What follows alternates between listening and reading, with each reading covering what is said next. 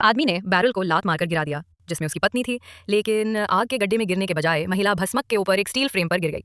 वो भाग्यशाली थी कि वो बच गई, लेकिन फिर से उस ऊंचाई से गिरने पर उसकी मृत्यु हो सकती थी। ये जांचने के लिए कि भस्मक कितना गहरा था, उसने अपना बचा हुआ जूता नीचे फेंक दिया। उसने बहुत देर तक इंतजार किया, लेकिन उसे कभी भी नीचे गिरने की आवाज नहीं आई। दर्द सहते हुए वो धीरे धीरे उठी और संकरी स्टील फ्रेम के साथ रेंगने लगी। सिर्फ 2 कदम चलने के बाद वो लगभग गिर गई और डर के मारे जम गई। तभी एक मक्खी भिनभिनाती हुई उसके घायल चेहरे पर उड़ गई। उसने उसे मारने की हिम्मत नहीं की, उसे डर था कि एक छोटा सा कदम भी उसका संतुलन बिगाड़ सकता है। सौभाग्य से मक्खी उड़ गई। उसने भट्ठी के किनारे एक सीढ़ी देखी। अपने होंठ काटते हुए उसने फिर से कोशिश करने का फैसला किया। उसने खुद को स्थिर करने के लिए अपनी बाहें फैलाईं, लेकिन बीम बहुत संकरी थी और उसका पैर घायल हो गया। हर कदम कठिन था, उसके पैरों में दर्द बढ़ता जा रहा था। अचानक वो फिसल गई। उसने समय रहते बीम को पकड़ लिया, लेकिन उसकी पकड़ कमजोर थी। हताश प्रयास में उसने सीढ़ी तक पहुंचने के लिए अपने शरीर को झुलाया, लेकिन जब उसने उसे पकड़ा तो जंग लगी सीढ़ी टूट गई।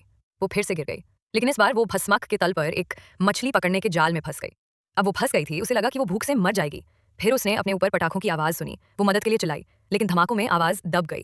आसपास के जोड़े उसे नहीं सुना पटाखों से। निकली चिंगारी उसकी ओर बह रही थी। उसने जल्दी से उन्हें अपने मुंह से बुझा दिया। उसे डर था कि वे नीचे आग लगा देंगे।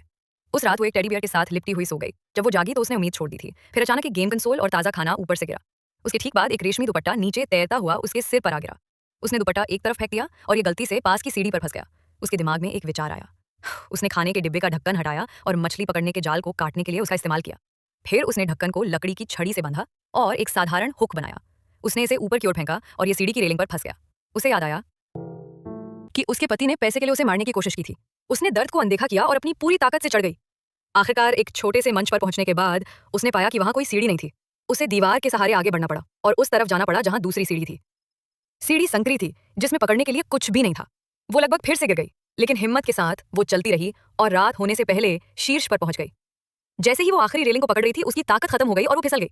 लेकिन आखिरी सेकंड में एक जोड़ी हाथों ने उसे पकड़ लिया। ये उसका छोटा भाई और उसके दोस्त थे। वे उसे ढूंढ रहे थे। उन्होंने ही खाना नीचे फेंका था। बचाए जाने के बाद महिला ने बताया कि कैसे उसके पति ने उसकी हत्या करने की कोशिश की थी। अंत में उसे न्याय के